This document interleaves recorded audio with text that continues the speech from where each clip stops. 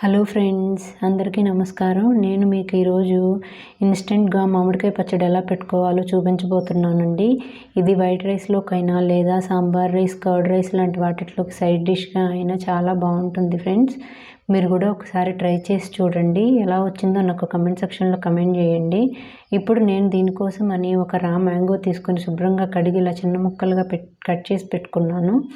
ఇప్పుడు దీనిలోకి మనం 3 టేబుల్ స్పూన్ల వరకు కారం వేసుకోవాలి.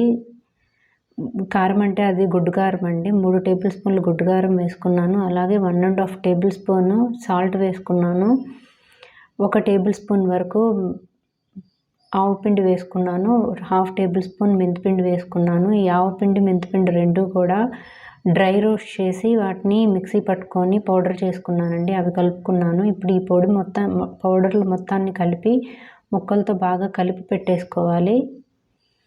దీన్ని పక్కన పెట్టేసుకొని ఇప్పుడు ఒక బాండీ తీసుకొని దాంట్లో నువ్వుల నూనె 2 టేబుల్ స్పూన్లు, ఇన్కేస్ మీ దగ్గర నువ్వుల నూనె లేకపోతే కనుక 2 టేబుల్ స్పూన్లు గ్రౌండ్నట్ ఆయిల్ వేసుకొనైనా చేసుకోవచ్చు. ఇప్పుడు దీంట్లో 4 నుంచి 5 గార్లిక్ పాట్స్, ఒక 2 ఎండుమిరపకాయలను తుంచి వేసుకొని బాగా వేపుకోవాలి.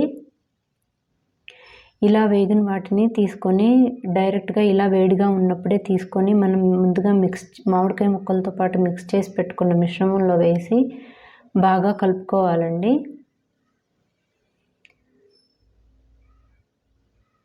దీన్ని బాగా మిక్స్ చేసుకోవాలి.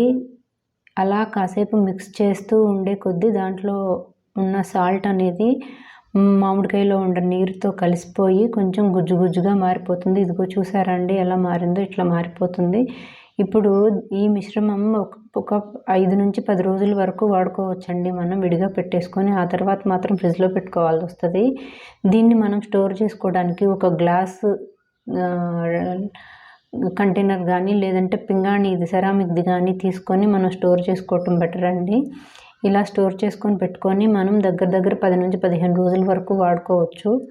ఇప్పుడు నేనైతే ఈ మామిడికాయ పచ్చడి పెట్టాక రుచి చూడకుండా ఆగలేనండి. అందుకే వేడివేడిగా రైస్ పెట్టుకొని కొంచెం ఈ మామిడికాయ పచ్చడి వేసుకొని కలుపుకొని తింటున్నాను. మీరు కూడా ఒకసారి ట్రై చేసి చూడండి. ఎలా వచ్చిందో నాకు కమెంట్ సెక్షన్లో కమెంట్ చేయండి. థ్యాంక్స్ ఫర్ వాచింగ్ అండి. Thank you.